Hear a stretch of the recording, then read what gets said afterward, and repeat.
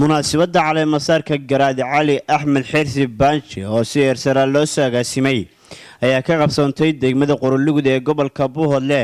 garaad cali axmed xirsi baanji ayaa si rasmi uga mid noqday baada salaadiinta dhaqanka ee Soomaaliland. madashan in lagu caleemasaray garaadka ayaa waxa goobjoog ahaa madax dhaqameed, cuqaal, salaadiin iyo ergooyin kala duwan oo ka kala yimi geeyga Soomaalidu degto. odayaal, waxgarad, salaadiin iyo ergooyinkii kala duwan ee ka soo qayb galay madashani ayaa si wada jir u hambaliyay una soo dhaweeyay garaad cali axmed xirsi baanji.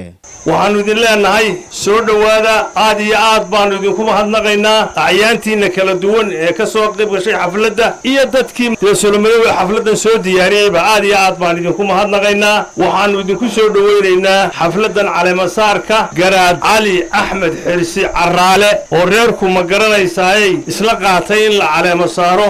waxa weeye aanu maanta halkan aasaaska ku aasaasayna saldanadii ugu horeeyay oo uu isla markaana nasiib u yeeshay garaad cali axmed xirsi. labada mansabadood oo taariikhda labaduba gelaya ayaanu maanta halka ku qabanaynaa. marka hore anigoo ku hadlaya afkii beelweynta Garxaajis oo wakiilkaga ahay gudoomiyihii guud ee gudla Garxaajis, waa idinla qaadanay, waana idinla dooranay garaadka insha Allah taala, waana la shaqaynaynaa, taa waa ku qasbannahay. marka u horeysa waxaan leenahay garaad hambaliyo haddaad tihiin beelweynta Solomadow waa idinla qaadanay garaad cali haddii aad soo xusheen.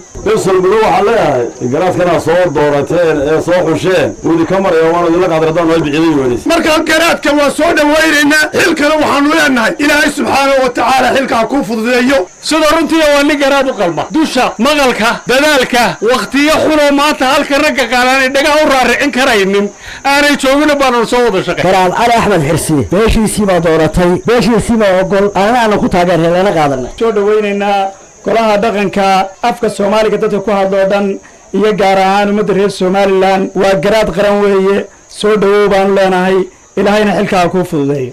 salaadiinta iyo cuqaasha iyo garaadadaba horuu lahaa wuu u dhashay, hadday guddoon tahay iyo hadday deeq tahay iyo hadday dulqaad tahayba.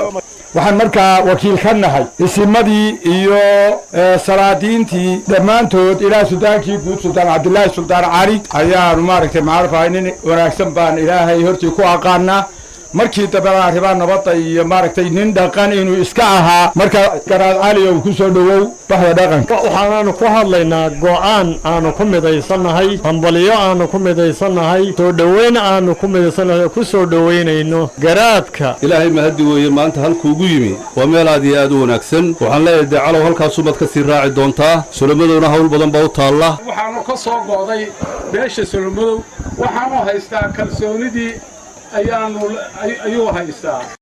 garaad cali axmed xirsi baanji oo garaadka la doortay ayaa hadallo kala duwan isugu jira mahadnaq iyo talooyin halkaasi ka soo jeediyay.